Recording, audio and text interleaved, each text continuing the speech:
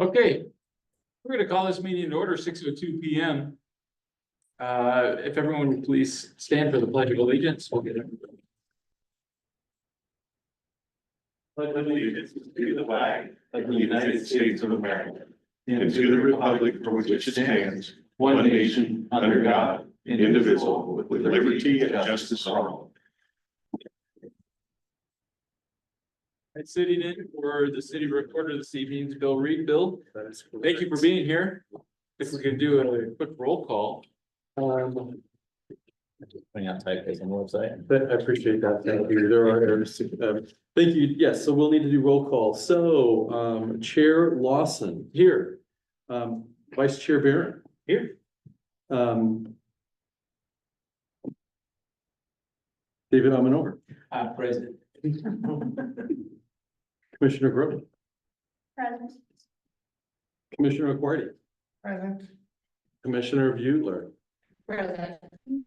Commissioner Hunt. Present. Okay. Everybody's here. Oh, you're not dialing in. You was that you? Was that a different name? That's what you said. I was telling her. Oh, okay. Well, we're happy you're here in person, but I just was waiting for you to say present from the speaker. So you kind of had my brain going like. We got Amy laughing.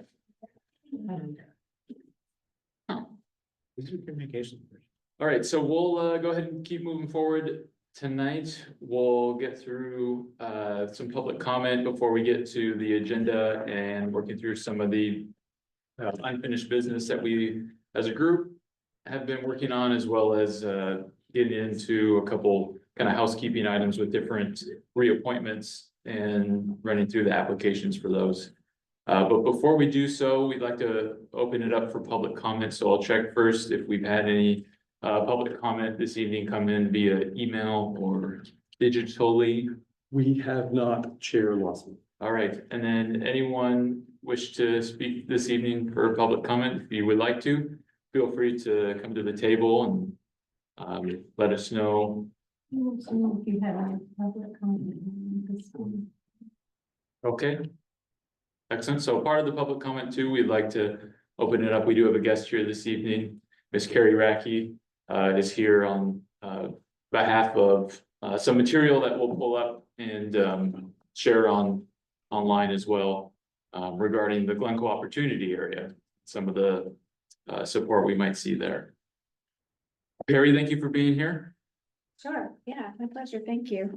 So do you want me to just nod to you and? Well, what you can do, if it's comfortable, is go ahead and just, if you want to take a seat at the Okay. table, if you'd rather. If you want to stand and kind of talk, you can. This is a great, it picks up everything. But if you want to sit comfortably, you can do that too. And then when you would like a slide advance, just slide please, or whatever you like. Okay. So, so let me just, actually, let me share the screen.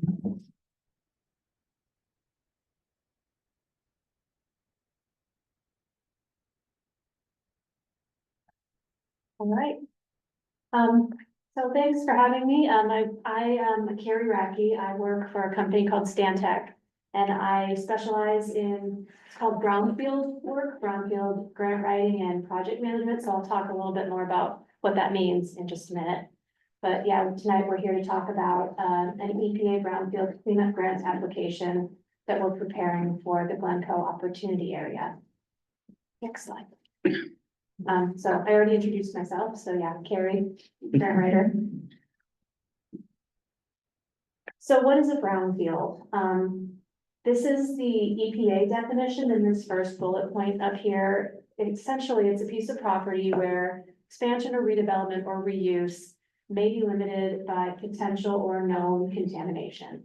So, you know, potential or known contamination is kind of an interesting aspect of that. You don't have to know for sure that a piece of property is contaminated, but if you were to say drive by the Glencoe Opportunity Area site, you would see, you know, that old gas station there, and you might think, maybe I don't wanna invest in a property like that. Maybe I wouldn't wanna take ownership and see if I could redevelop it because I'm a little, you know, concerned that there could be some costs and liabilities that I don't wanna get involved with. So those are the kinds of properties that they have kind of designated as brownfields And they have some funding and sort of technical assistance available to help get those properties back into productive use. So next slide, please. Oops, sorry. Oh, project history. So someone commented online that the presentation isn't appearing to move forward on the screen. So let me let's see here. All right.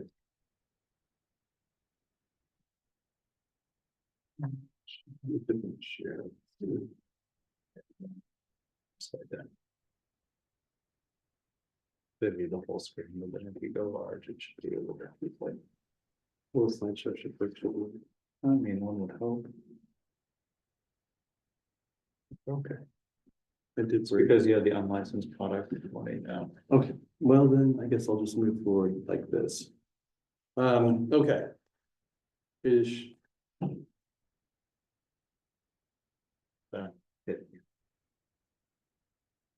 Where is the, sorry, folks, this is kind of a.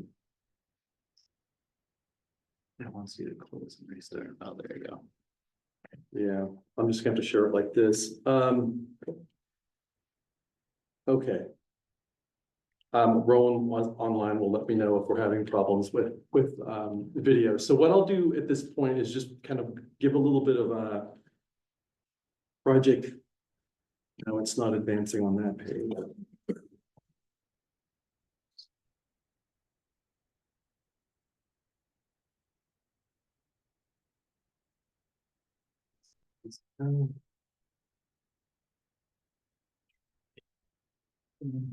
Sorry.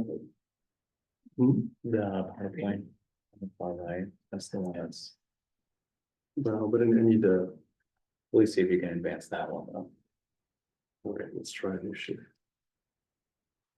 Person who normally sets up for us got ill today, and so I'm fumbling through doing it instead. So my apologies. Let's try this. Great effort.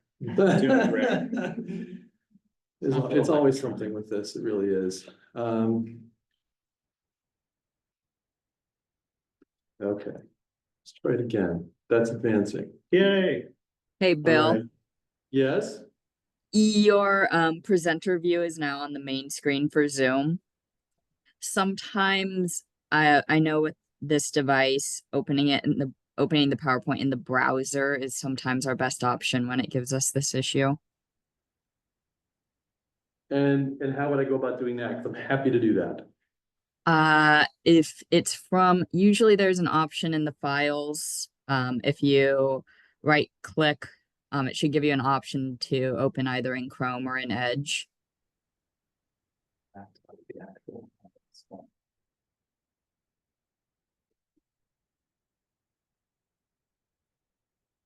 Let's see.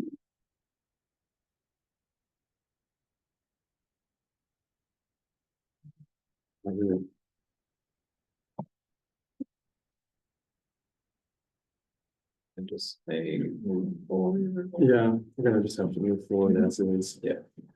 I mean, yeah, They'll get the gist of it. yeah, we Just a small can, review. share, we can, You drop the flag in your chat. yes, we can. Let's do that. So everyone just to pull it up.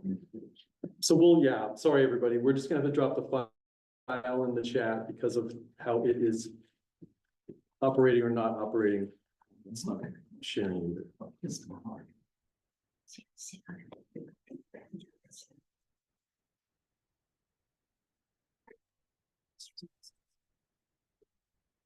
Oh, thank you. No, it's not working. It's not coming.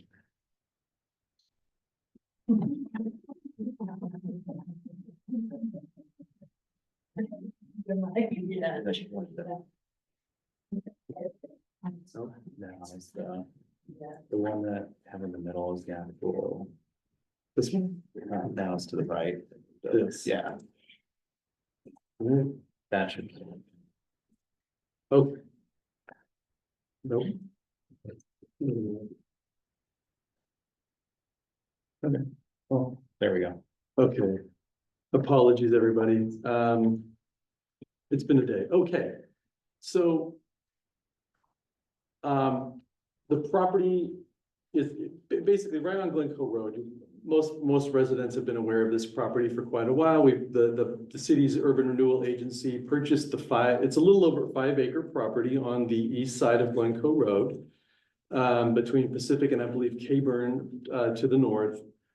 And it's, a quarter mile or so from Highway 26, just to the south. It's just kind of in town, just up the hill, right up Glencoe. So a highly visible property right across the street from a lot of new and existing commercial development that's happened, where we've seen recently some restaurants go in and some new services, that sort of thing, that the urban renewal agencies kind of helped facilitate. But this property has basically mostly been sitting vacant for quite a while. There were some homes on the property that were long time occupied. The previous owner, before the urban renewal agency bought it, didn't really maintain the homes so very well. And over time, folks continued to live there, but then folks don't live there anymore in the home because the homes were kind of deteriorating. So the homes, the structures have gone through the process of hazardous materials identification testing. And then we did, the urban renewal agency did have a consulting firm go through and abate or remove all of the hazardous materials from all of the structures in the buildings on the site. But so the buildings are now ready at any particular time when we're ready to take on the cost to demolish those buildings, moving towards development. But it's a major expense, so that's something that we need to plan on. The big thing that we've been planning for a while, and we worked with a developer for a while who are still interested in the property, is we issued an RFP in 2022 to find a developer who would be interested in developing. The big thing, we had the city had priorities identified and asked developers to kind of competitively plan, bid, and provide some proposed uses on the site. But the city highly prioritized a grocery store. The city does not have a full service grocery store. Most grocery stores, as most residents here know, are 10 to 15 minute drive. Banks has one remaining grocery store. Otherwise, you're driving to probably Hillsborough, probably Cornelius. And so we do have some markets in town that have a limited supply of some grocery items, but if you're doing a full service grocery store trip and you need fresh produce and fresh goods and services, fresh produce and meat and various other things, I mean, if you're planning to make Thanksgiving meal, there's nothing for you in the city of North Plains, basically. And on a day-to-day basis, that's also the case. So, and that presents some problems. Without a grocery store in town, it's tougher to get a variety of other types of services and shopping that like to be near grocery stores as an anchor for commercial services in the city. It's tough to get other things like more different types of housing because, like for instance, apartments. If you live in apartments can be built easily for the most part. You can rent them easily versus buying a home. You can rent all over the place if you want, but you tend to rent right nearby things you really want to be near, including grocery or employment, that sort of thing. And it's tough for the city to get more housing options because we don't have a grocery store to attract people who like to live closer to their services, among other things. It's also a setback for future of getting, more serious transit into the city. We kind of don't have a commercial anchor in town attracting those kind of trips and being a major stop for transit. We probably won't be a major transit service location for a while, but not having that grocery store and amenity and congregation of services in town is an obstacle to trying to plan even more than we already have. So I think that probably covers most of that for you, Carrie. Sure. The developer who came along and kind of presented the best plan, among them being most responsive to what the city needs, and is still interested in the project. That has just kind of been asleep for a while, frankly, because of the brownfield issue that Carrie will get into in a little bit. But the developer Rimbold of Beaverton, they basically, up until we really kind of ran into escalating construction costs and escalating costs of the brownfield issue with the property, had a 20,000 square foot grocery store operator on board, and we understand they're still interested. They had a national chain, small scale chain, hardware store with a small garden center with it, interested, letters of interest, to be in this development. And then we had, a Public Coast Brewing, a brewery from the coast who had a letter of interest to operate a tap house, as well as kind of manage a group of kind of food trucks, outdoor dining area, outdoor covered dining area. As far as we know, we have not heard anything out of Rimbold or them that they've lost interest in this. And then the other thing is, Abbey Creek Winery, Bertoni, plan to be in this and host a rotating group of emerging minority-owned wineries and have a wine tasting room for those wineries. And so it wouldn't be an Abbey Creek thing per se, but it would be hosted by Abbey Creek, kind of featuring emerging wineries. Bertoni's still interested. He's right here in town and he would love to see this happen. But we just have this brownfield soil issue that is kind of a major cost that's in the way. So that's kind of the status of and what the project was. Here are a variety of different images, just kind of design. We asked the developer to take a look at, we kind of said something a little different in flavor, kind of fun, welcoming, outdoorsy feeling. I think the word that was thrown around is something that feels a little more like the spaces that you see in Bend, more wood, kind of more high covered area for dining and sitting down and being social, that sort of thing. So that's these are some of the design elements that they came up with to kind of how they plan to flavor the design for the project. I'll turn it over now. Thanks. Thanks. Yeah, so in terms of the environmental history, in 2021, the city did a phase 1 environmental site assessment. So a phase 1 environmental site assessment is really just like a desktop study to look into the history of a property to see what it has been historically used for, and use that information to get an understanding of whether there might be contaminants there.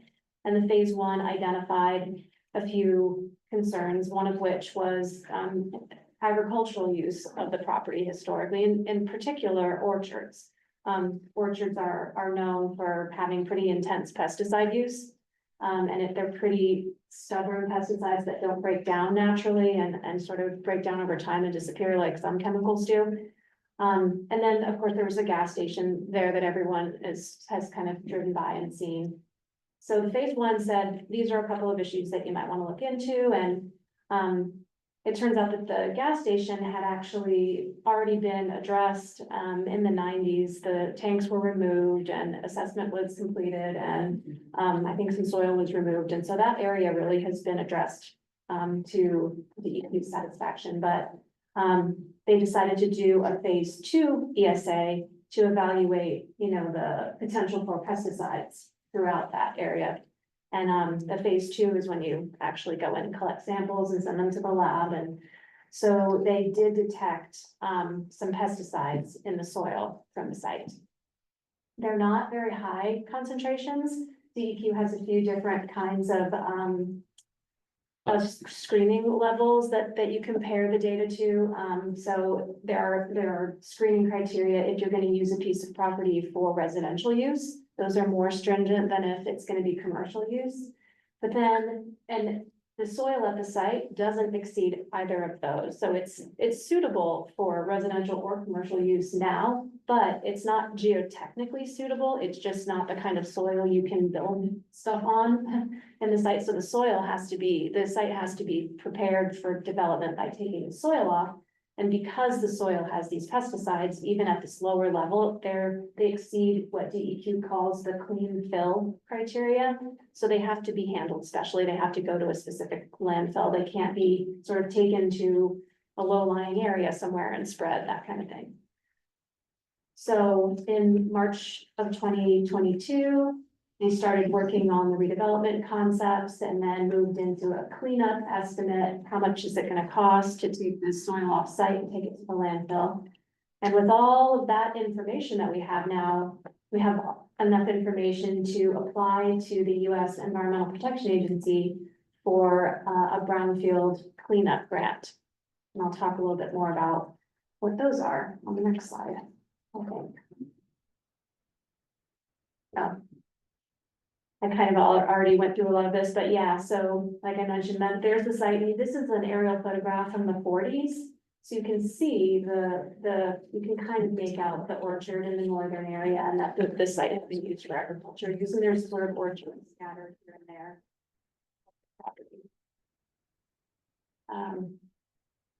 Yeah, that's easy to see.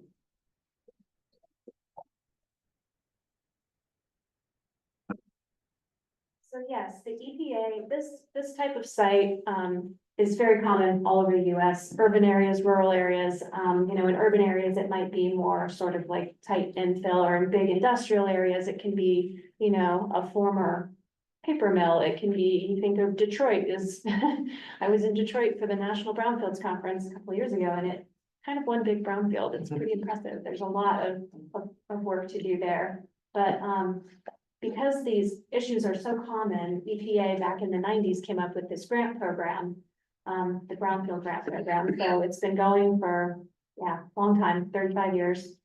And every year they open up the window for grant applications. And it's a pretty competitive type of funding to get. Recently, there has been more funding kind of shoved into this grant program, the bipartisan infrastructure law funding. A lot of that came into the brownfield program. And so for the past few years, and next year will be the last year of sort of more money available. But they're still competitive. And they're actually a really broadly supported, you know, politically program at EPA, because EPA even talks about how they're just as much about economic development and sort of land use and livability as they are about environmental issues. So they're really widely supported. You know, pretty much every community in America has had one of these grants at some time or another. Next slide. All right. So just a little bit about what we have to do. We have to write a 10-page, it's like a 10-page essay, but we have to cram as much compelling information into that 10 pages as we possibly can. So we talk about what the scope is, what the schedule is, what the budget is.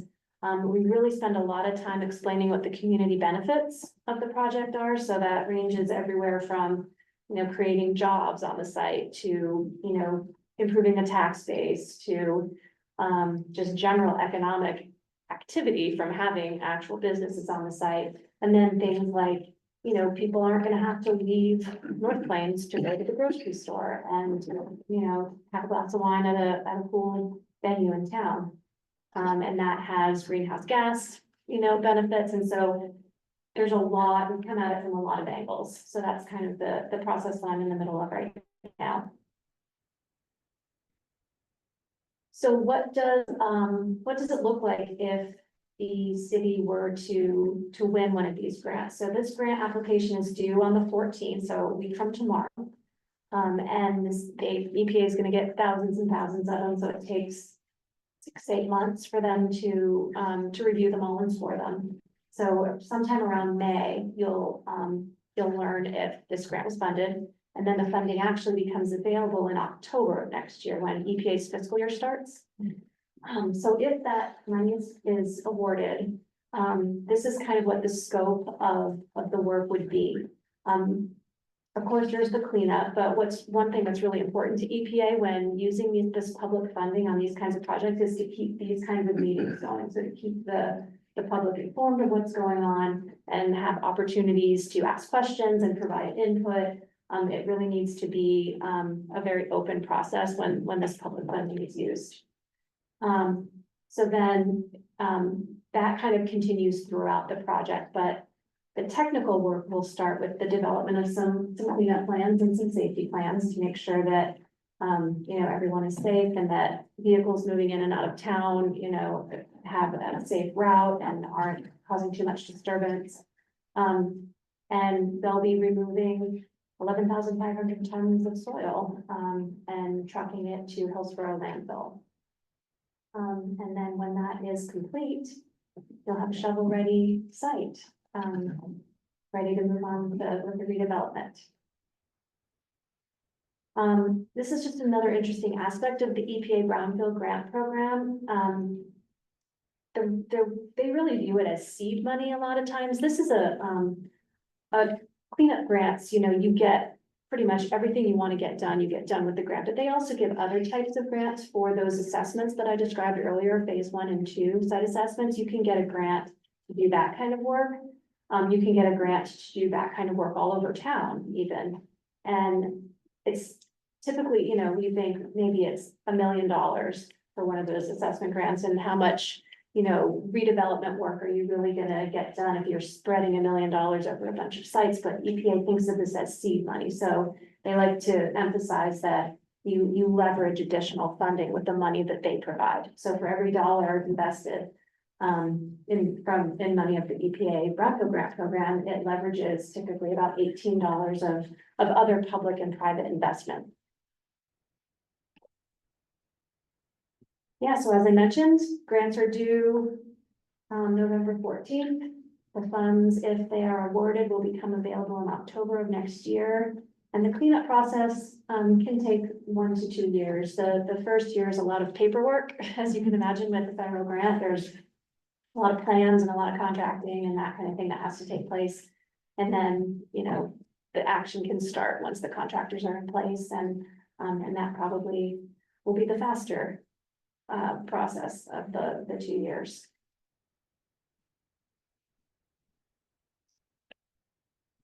Yeah. First off, thank you for the thorough recap, and I just want to jump with a quick question regarding just actual funds. You covered it, but the October 25, is that budget already allocated for the 25 fiscal year? Yes. So given the current geopolitical landscape, those funds are promised and not, Yes. as far as we can tell. Yes, I mean, those are BIL funds now, and so those are as safe as we can assume anything to be, and including next year. Yeah. So yeah, they are allocated, they are earmarked. Okay. For this program. Thank you. Yeah, sure, and there's no match. There, typically, when it's not bipartisan infrastructure law money, the EPA has asked for a 20% match for cleanup grants, and right now they're not doing that. So this is, you know, a good little bonus there of not having to do a match with these rounds of funding. I saw another hand, Lisa, did you have? Oh, yes. And I see that it takes between 1 to 2 years to complete the cleanup process. So the investments that we highlighted, like a grocery store, etc., it means that they have to wait for about 2 years before those things can come out. Yeah, 2 years from when you actually get your funding, which would be October 2025. So yeah, about 3 years from now, would be when the site is cleaned up. And then I'm not sure, I mean, if you have more logistical information about site preparation, but, Not really. I mean, I mean, it gently slopes up, but there, besides structure removal, tree removal, removal of the soil to have stable. It's kind of a flat rectangle. It's kind of ideal for development of. So it takes 2 years to do that. We have this housing development done that quick. That seems like a lot I mean, excessive. 2 years would maybe be the high end, but it's the paperwork on the front end that really does take quite a while. So does the grant cover bringing in the buildable soil as well? No, it's just the cleanup. Yeah, just the cleanup, yeah. Have they looked at the cost of that? How much Bringing- that would be, to bring in that new soil? Yes, the the cost of soil removal is based on 3 competitive general contractor full Oh, I'm budget. sorry, not the removal, the new soil that's brought in. How much Yes. is that? Yeah, the developer has a full budget for everything, including, you know, bringing in whatever clean soil is needed for site prep. So, Okay. yes, So you guys don't know what the cost of that would be? that specific line item, no. No, I just have kind of the broad budget by site prep. Yeah, it's by broad category for construction purposes.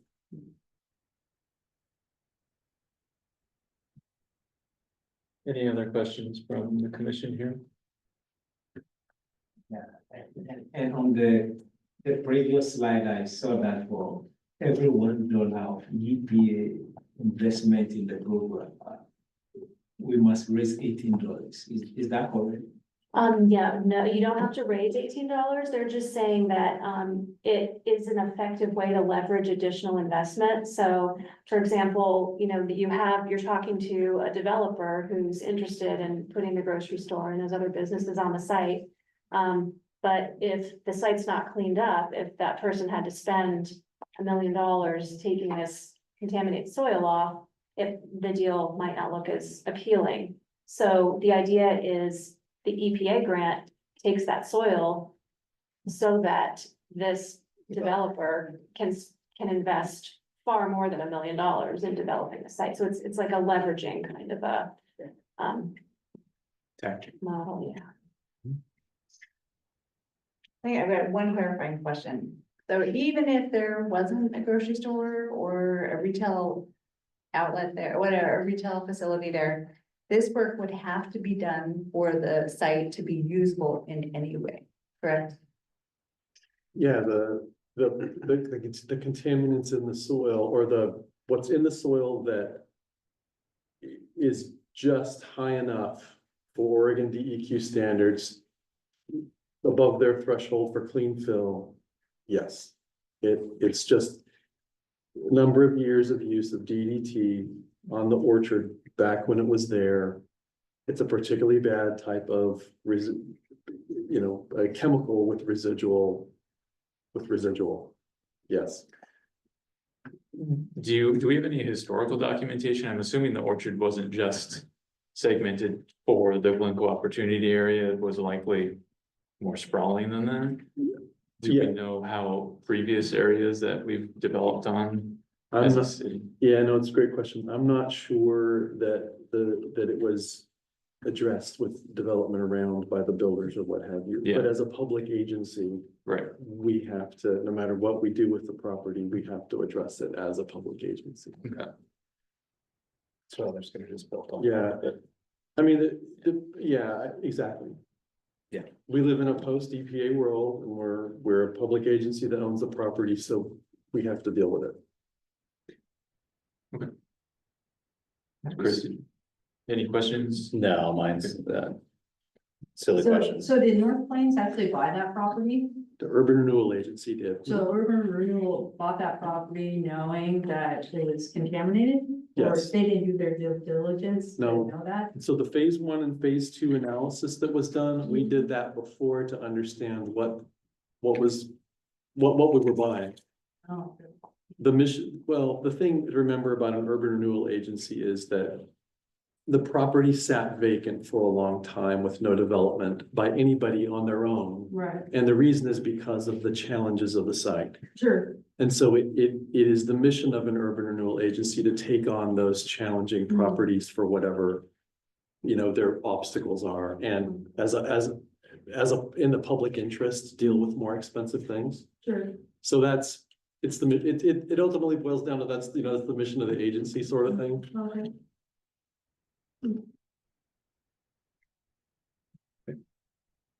Any other questions from the group here? Okay. Thank you, Carrie. Appreciate your time. Yeah, thank you. All right. Bill, anything else from your side? Nope. Okay, we'll keep moving along here. Yep. We'll look at last month's meeting minutes. So the month of October. We had some follow-up discussion, as the month of September, we met with the Chamber of Commerce, had a good collaboration session with them. We discussed some of the ongoing topics that we wanted to focus on. We can probably touch on those this evening because we have a few of those same chamber members here this evening. We want to look at solidifying survey questions, things of that nature.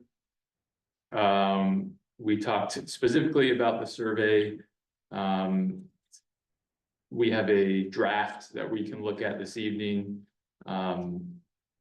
In conjunction with some of the efforts we'd be working with the chamber on. We got into the quarterly report review, in which we finalized that quarterly report, and we'll be sharing that with city council in 2 weeks during the, I believe it's the 18th session.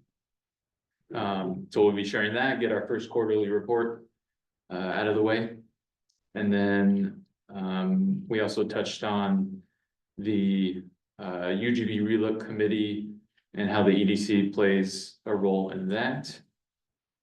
And we also discussed the business walk that we would be partnering with the chamber on, and trying to get our arms around the scheduling of all of the visits and whatnot. Any questions, go backs on those items from last month's meeting minutes? Planning commission. Seconded. Okay, all those in favor of approving October's meeting minutes, say aye. Aye. Okay, all those opposed, nay. Nay. I mean. You motioned to. Very- Nay to my own motion, I make. Let the record reflect there's just a horse in the room.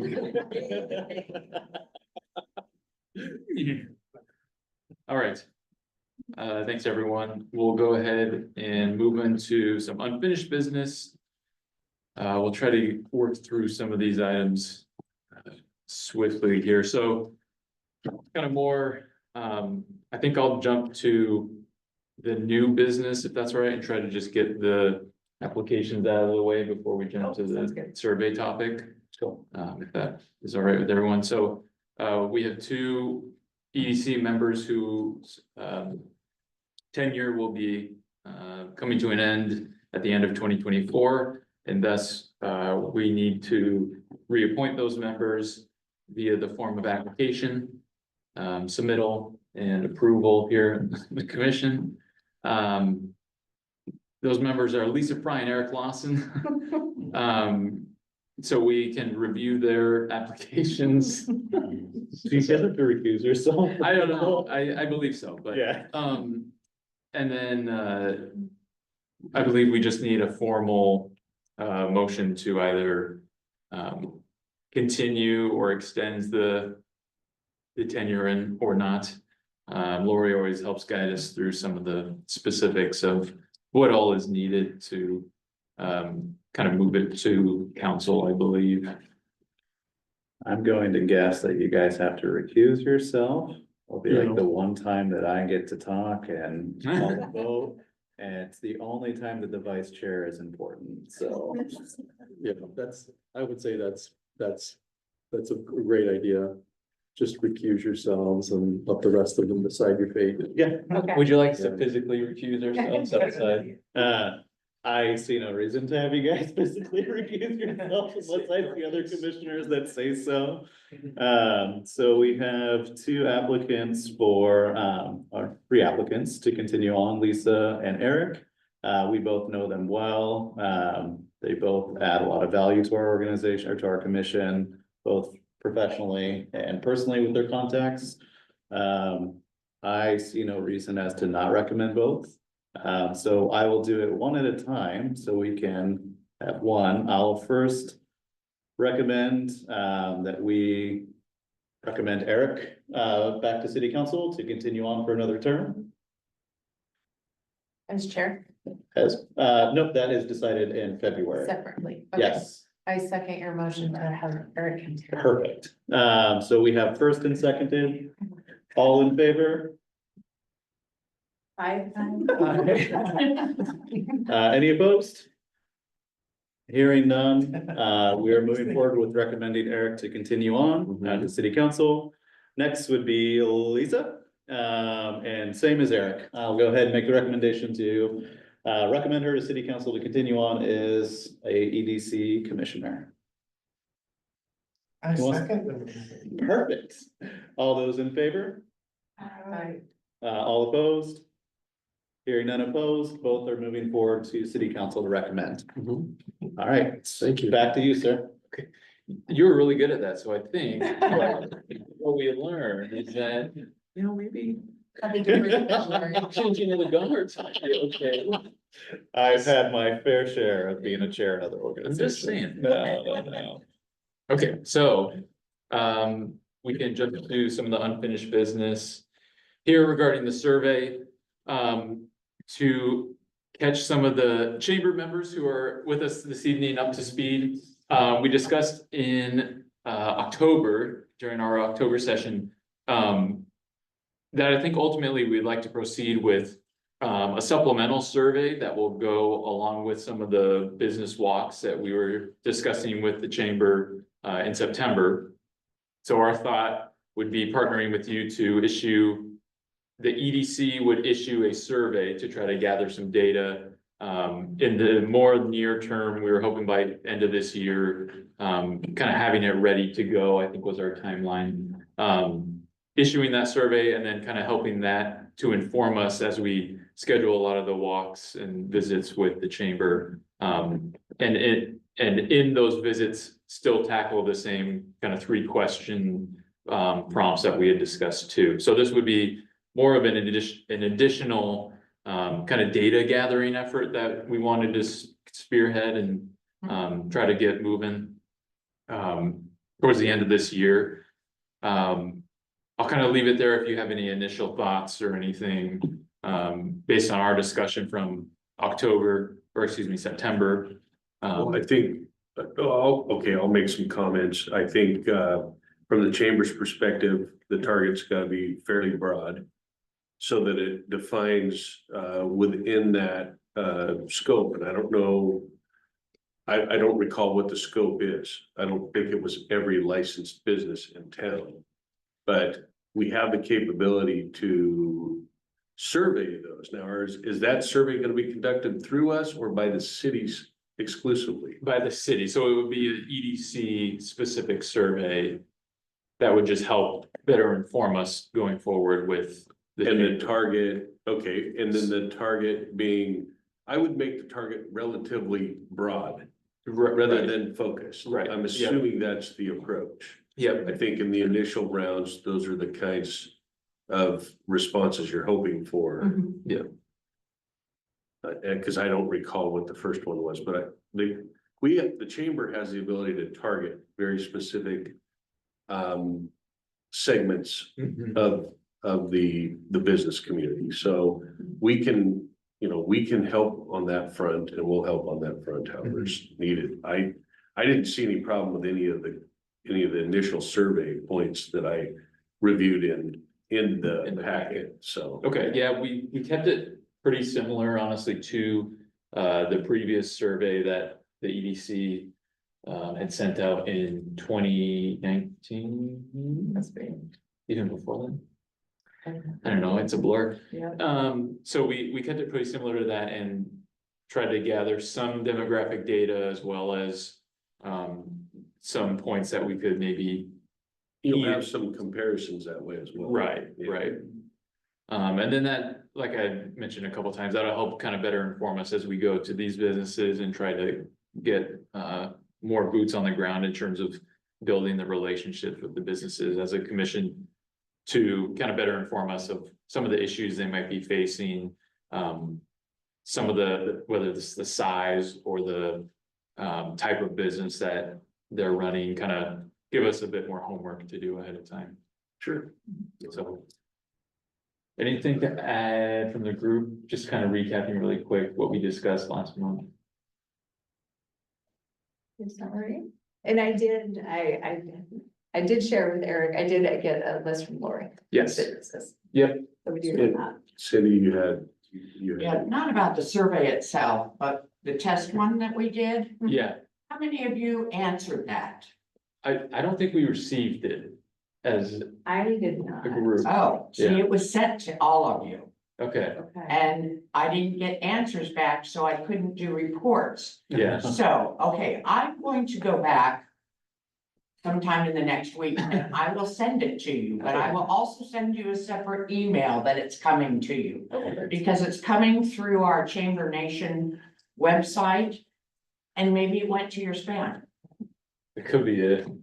Cause I know you had sent a notice that you had sent it. Yeah, And then Yeah. I had followed up a couple of weeks maybe after that to verify if right. anyone received it. So, Okay, so let me just send it again. okay, Okay, all right, because if you remember Russ at not our October, but our September chamber meeting, I only received Russ's response and my response. And I wondered where everybody else was. that's some So, good data.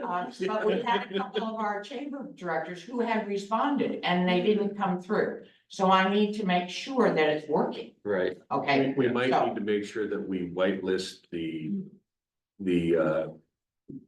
address, the Yeah. URL on the city server, which we can preload in there to make sure it gets whitelisted. Exactly, yeah, I need to find all of that out, but I wanna make sure that you're getting it to start with and so on. But it does come out, North Plains Chamber of Commerce. okay. So, anyway, I'll do that after Veterans Day, sorry, I'm booked until Veterans Day. It's good we're doing this now. And do you want us to respond with phony answers just so you can get Just, content? yeah, I don't Just- care, yeah, like- you know, just Okay. Russ gave me some great answers when he responded. But I wanna see what the reports come out like, and I can't do that when there's only two. So, okay. Right, Okay, thank you, Cindy. Yes, that's great. And then included in the agenda packet. Which it's technically 2 pages, Yeah, I was gonna say it's in there. um, page 7 and 8. I like the Likert statements. Yeah, so if you zoom in, I'm at 305%. that's the sweet spot. Okay, so essentially what I tried to do was break out our original questions that Jacqueline supplied in the draft originally of some of the information we're looking to capture. So what attracted you to North Plains? What challenges is your business facing? What type of businesses would complement your business? What support would help you market your business, essentially? What would you need to help to attract employees? What can the city do to support your business success? And then some demographic data such as business size, the industry category. We kind of took those, like we've discussed, to turn them into more of the Likert scale, so the statement would be more declarative. And then the responder would assign a 1 through 5, 1 being strongly disagree, 5 being strongly agree to those statements so that we can identify more quantitatively what some of the issues or challenges that our businesses might be having. So that we can key into those kind of low-hanging fruit. So we took those original questions, created the Likert statement. My goal tonight would be hopefully get everyone's feedback on a couple things. One being that the declarative statement, so taking a question, for example, of what attracted you to North Plains, they would instead see a question that just says, North Plains offers a favorable environment for businesses like mine. And they would rate it 1 to 5. We would be able to kind of summate hopefully a large amount of answers and data into kind of different averages and take a look at based on some of the demographic data, hey, we're seeing this trend in smaller businesses, or this specific industry is struggling with this challenge, things of that nature. So if the column C, the Likert statement column is, applicable, it's relevant to what we originally were wanting to capture. And then additionally, I have the final column on page eight, which has like a free text option so that we can gather a bit more information if someone would like to elaborate on some of those issues. So So those would go along with the question. Yeah. Free text. we would essentially, if you envision it like an online survey, they would have the statement, a 1 through 5 that they would indicate, and then below that, it would be the free text field they can fill in Okay. with the option or the actual text of, please specify any specific attractions or features of North Plains that drew you to this location. So that would be stated with the free text below it. So well done. I just have two really minor things. Yes. It's from, it should be form in that 1, 2, 3, 4, fourth one. I know, very, very, In the statement, yes, what from Excellent. type of marketing support. that's why we're doing this. Yeah. God bless Microsoft Excel. They don't wanna add a spell It's check. a real feature. word. Yeah. Well, it's a real word. I guess. In the past. Real person. Okay, And the other one is just in case, could we make the size of business be exclusive? Instead of having 10 to 50 to, 10 to 49, for example, and 50 to 199, something like that. I doubt that there'll be someone who has exactly 50 employees, but just to make the buckets. oh, I see what That you was mean. basically gonna be my Yeah, question. okay, of, like, so, what are we defining business size as, revenue or employee count? That says employees. yeah, so That we, question. Okay. we can do either, or we can do both.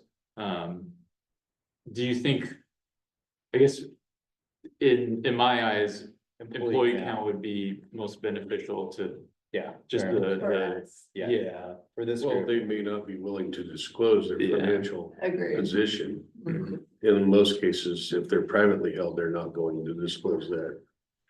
They might give you a general range, but it's gonna be hard in that classification to narrow it in Yeah. to, your targets. Yeah. And especially in this community, we're gonna have only one employer who has 100 or more employees. Mhm. yeah, All of them are gonna have less than that. The benefits of a 1 to 3 and a 3 to 5 and a 5 to 7 and a 7 to 9. Yeah. Then you can go all the way up to 9, 9 to 20 and then 20 plus. So, okay, that's a good call out though, so. Do we want to, right now we have sole proprietor, small businesses, so less than 10. Medium businesses would be 10 to 50, large businesses, I have this revised, so 51 to 200 employees. And then enterprise more than 200 employees. Mhm. Does that feel like it captures the correct sizing of buckets that we want to? I don't know about any 200 plus. Yeah, that's Russ said, probably there isn't. But- You never know. Except that, so I changed that. I will. Change that line 4 to, any other feedback?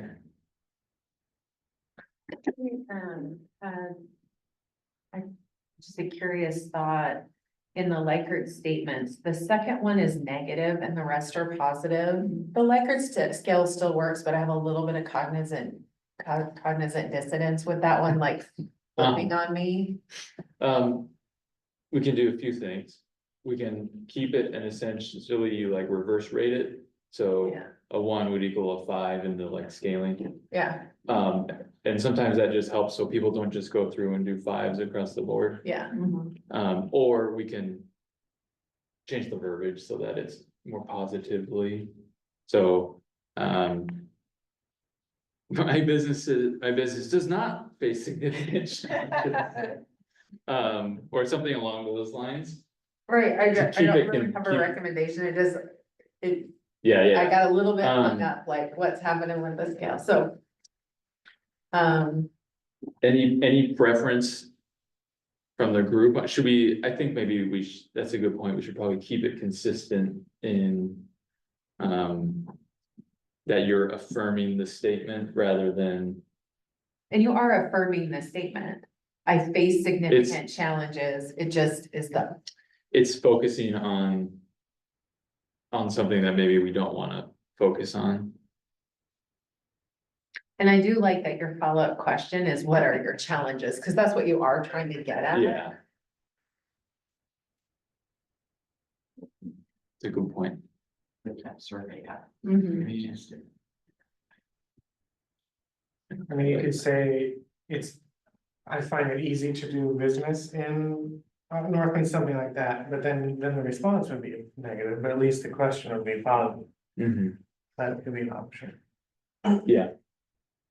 So I think what you're getting at, Jackson, is like, oh, we got really essentially high ratings from like an answer perspective, a data perspective, but that means there's a high likelihood of challenges being faced by the businesses, sort of thing. Okay, spitballing,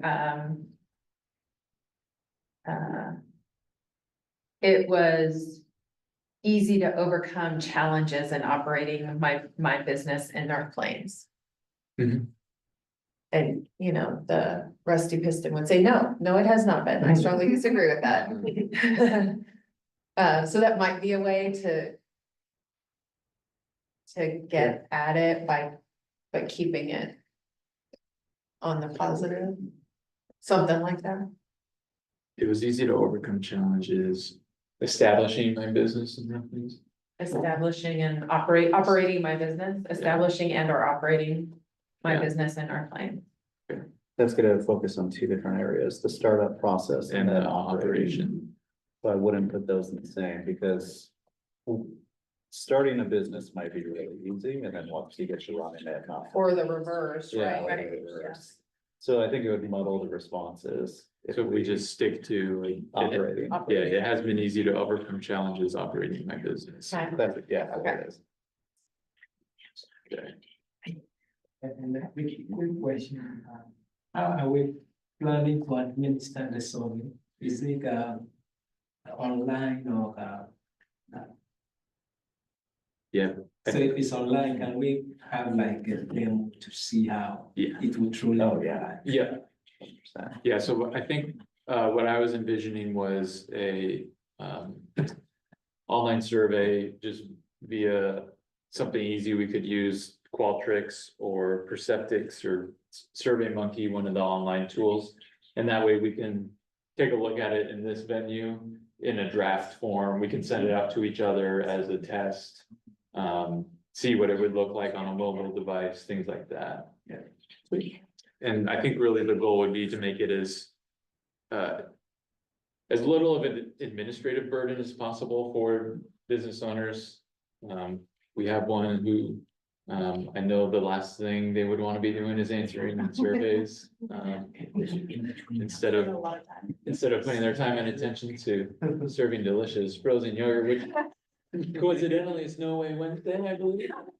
Head on down to Cup of Yo, open till How much is 9 your p.m. these advertisements? Use discount code ELA. You have your own discount code. Get the Eric special.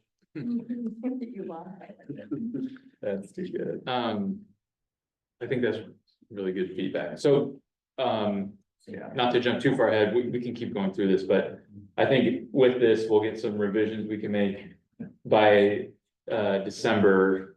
Maybe we can review it. I can put it in, like an online version of it. And then we can take a look at it, test it, things like that. And then kudos to Lisa too for gathering the list of businesses, so we have that ready to go. And let me know if you need some formatting or. Okay. There may be some cleanup in there, so I could work on that a Okay. little bit. Okay, yeah, even just spot checking, I think would be. I think that she has some notes in there, like, oh, I haven't heard from this business for 2 years. Do not send survey. Something like that. Okay, Okay, one more question about the survey, Yeah. the last one, so those are not necessarily exclusive answers. Would you allow that person or the owner to select more than one? that's a good point, especially like industry and It could be a startup and it could be a home-based business, or. that's. Good And it point. could be Add it. both. It could be Yeah. anything. Yeah. You could Probably do just- industry, category, and then years in business, so that way you can capture the startup and then also the seasoned business as well. So essentially the startup is the one that's not fitting that category. Yeah, I mean, it really, So we do years in business as a fourth Cause all the others are structure oriented. And that is the only one that is a time specific. And like a startup is not like a class, like, yes, you're in your startup phase, but it's not a classification of a business. It's the time that they're in. Phase. Okay, that's a good call, so. Whereas like all those others are classifications, home-based, franchise, family. But also not exclusive. No, they're not. Yeah. Yeah, Maybe, so we have to let them select multiple on that. yeah, because you could be a woman-owned minority business. Yeah, Yeah, And it could be family owned.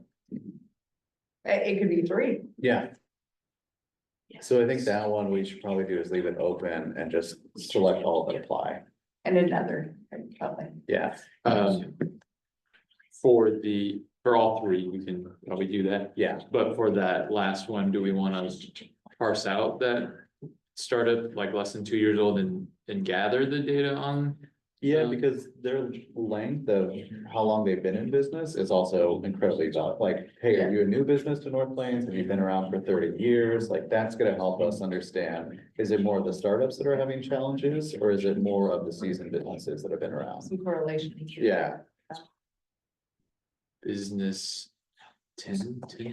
Yeah, that's good. Yeah. I'm glad you took the class, Eric.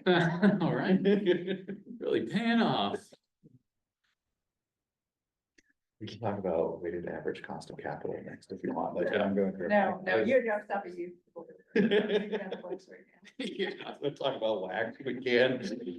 Here's the secret, once you get hired, they're gonna have their own formula, so never have to do it. So true, as I'm going through this, like, everyone's just like, you realize, like, there's online calculators, why do you need to learn And this? your company will probably already have decided like this. Very much so.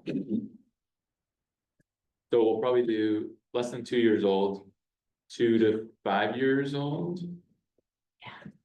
Yeah, Does that sound about right? And then 5.1, 6 to say after like, 6 to 10, yeah, and then 10 plus. yeah, Okay, That sounds good. okay, Did you say starting at 2 years? less than 2 years. Oh, Yeah, less than 2 years, and then 2 to 5, and then 6 to 10, 10 plus, 11 plus. Sounds good. Okay. This. The collaboration going on in this commission is revitalizing. That sounded sarcastic, but I didn't. I'm with you. Okay, anything else on the survey then? Cause I think that's a good start. We can. Thank you, I think it looks really Put good. it Me too, together. I think me it's too, really thank you good. for your work. Yeah, the Likert questions are great. Perfect, okay, anytime. All right, let's jump back quickly to the agenda. Don't think we had much else, and I know we're at. Could I just talk about the Yes, survey for just a Of minute? course, If you will send me uh-huh, the survey, let me create that and let you use it as the example. would we, so if we used it, would we have to send it from the chamber domain? That's the only thing we were Yes. thinking about, okay, because we don't want, we want to make sure we own it as an EDC. Correct. I can send it from you. I Okay, mean, I can, it gives Yeah. me the option to say who the host is, I guess. Okay. Is the term. Okay. So I can say that it is coming from the EDC through the chamber website. I mean, we Right. can put a little thing on there saying that, because we have these services available, the chamber has agreed to put it through, their website, Right. something. some like that. disclaimer, Okay. we'll talk to our lawyers about Yeah. it. But if you send that to me, I'll create that survey, you can test it, then you can change it however you want, Okay, okay? that sounds All right. good, And that'll also help me make sure that it works right for somebody else. yeah, Okay. awesome, perfect, okay. Just making a note here. Thanks, Cindy. Anything else? We have, our applications were Yeah, to the, confirmed. Jumping back to that really quick, Bill, next steps on getting the reappointments solidified. That then goes to council. Do the applicants need to be present during the review of those? One applicant will be providing the report to city council about the EDC. That, but the, How about the other? No, otherwise, no. okay. Okay. It's like. Sounds good. So. Thank you, Bill. I did not show up. They approved. We'll emphasize that. Yeah. I'd be happy to field questions. All right, for your viewing pleasure, there's some building permit information and land use applications. Someone's getting some solar panels. Yeah, Hey. Your bill was getting. and that's about it. Any other topics from the group you'd like to discuss new or circle back on any of the items we discussed with Carrie, our guest, or our other guest? Have we formally congratulated Bill on his new role? We have not. Bill? Shays the gap? Does it deserve the gap? Order in the court, Bill. I was Well, gonna I say, think yeah, we're can you very update the much- city website? How many places I saw Andy over there? Who is Andy? Do any of you rocket scientists do cloning? Because I could use about 4 right now. So you're not the phone? And then I don't have to, and then I don't have to pay them, and I don't have to do a supplemental budget with city council on that if they're clones. Yeah, thank you. I started officially, Friday. So I've been on the job, what, 4 days Nice. total? And it's been a 4-day? What a time, what a time. It has been, Yeah. well, you know, I expected that there would be, I expected that there would be stuff happening. It is what it is. But no, we're moving forward with, you know, we're moving forward through the end of the year with things that we have been going and doing a long time. This body, other bodies have been committed to all this, led by city council, committed to many different things. So we're moving forward, and we'll see what the new year brings. But, you know, we're gonna have a UGB committee handover and a recommendation to the new city council, probably February. I think the final meeting is going to have to be of the UGB committee is gonna have to be the first week or second week of, probably the second week of January. And then they'll hand over a recommendation, and then it will be up to the new city council to take that and figure it out. So, I mean, and then, you know, just so you know, there's a new park being planned for phase 5 of Brenham. And the Parks Board will be hearing that next week, kind of hearing that first new design, so if that's of interest. But the Glen Opportunity Area moves ahead. I'm a little concerned about the time frame. If we do get funds, I'm gonna move ahead, talking to Business Oregon as well. They have a loan program that we could get the money pretty quick and move forward pretty quickly. It's just what I need to wrap my head around, and this is why I say I need 4 or 5 clones, is the more public money we put into that property, the more I don't know what all counts towards Boley calling that, you know, pushing us towards prevailing wage. The more money we put into a public project, there's a threshold below which and above which the project, if we spend on depending on type of project, if we spend more than a certain amount, then whatever happens on the project construction, whatever wise, they'll have to pay prevailing union wage, and that'll make the project 25% more expensive. Just that. And there's nothing wrong with you know, union wages but this project is financially challenged as it is, and so we just want to be really careful about different types of costs that we have. And if we, you know, and it's customary to try to avoid different costs at all possible. So I'm still concerned about that. But either way, Business Oregon's ready to work with us, and but just the state business development department, their brownfield fund. So we have an alternative. I'm just kind of, you know, so clones, I need clones. Are they gonna backfill your finance? So while I was still finance director, I hired, we have a new accountant She was hired for the position of accountant. She's the former finance manager for the Metropolitan Area Communication Commission, which is really kind of the cable franchise. Well, the cable things are changing away from cable, so that agency is evolving. But she was the finance manager. She is more than capable of being the finance manager for the city, frankly. So there's no need for a finance director per se, at least while I'm still around.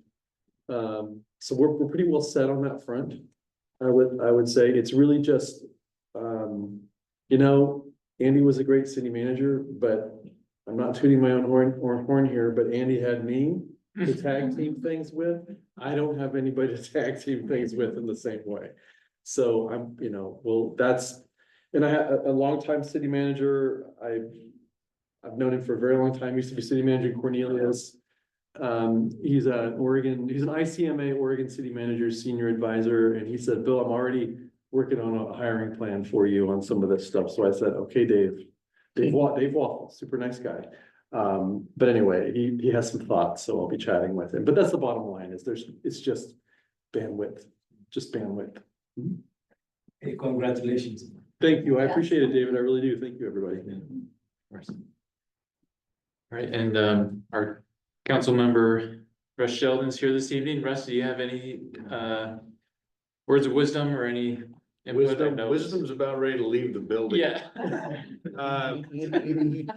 Unfortunately. Yeah, I do. I mean, where I'm departing, right? But I was one of the original people who formed the economic development. It was an ad hoc committee, right? It's about thinking about the future and the direction of where we need to go. And I have obviously concerns and reservations about where a new council will take us. I think there's going to be distractions, and I think there could be some chaos, and there might be more than we know. We don't know. We aren't going to know until they get on the job, right? So in my parting comments would be stay focused. The quarterly report. So in other words, stay focused in your committee, the work gets done in the committee. Now, a new council might want to drive a lot of those things, and I'm not advocating for you to push back, but you know, use your skill sets and make the presentation, keep the city rolling forward. Because I have every confidence in Bill. I don't have any confidence in the newcomers.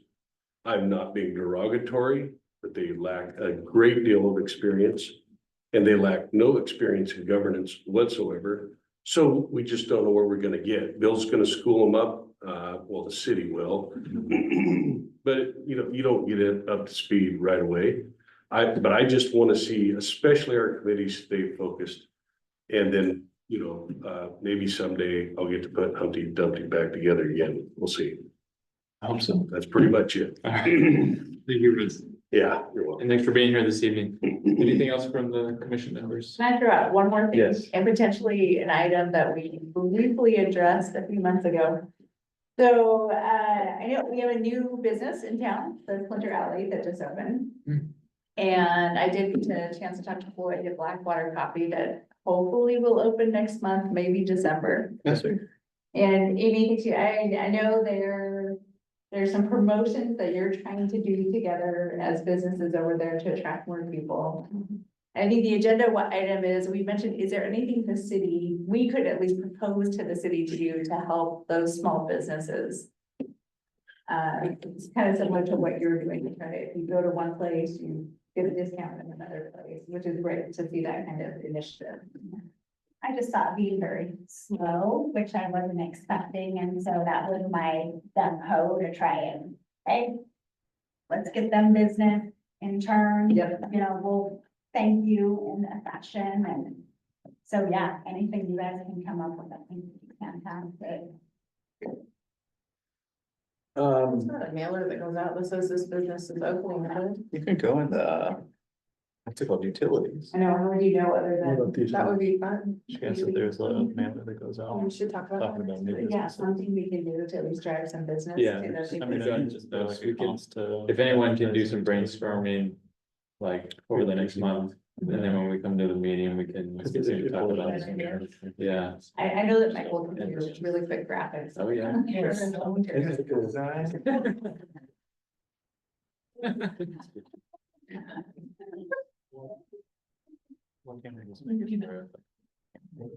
One of the things that Tammy Hobson asked me when she opened Splinter Alley is about the signs on the highway. And I know that Amy put in an application. Did you ever hear back from the state on the application? That's my first question. I had to follow up with them, in which case she said she had never received it, so it definitely need to follow up. But she very quickly told me that we didn't qualify for them.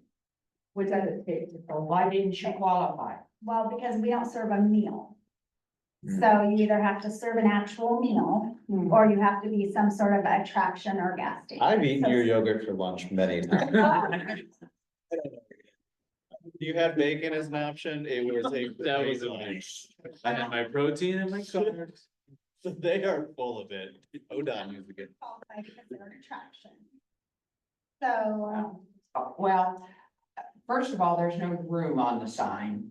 That's the number one thing. yeah. But maybe if the EDC can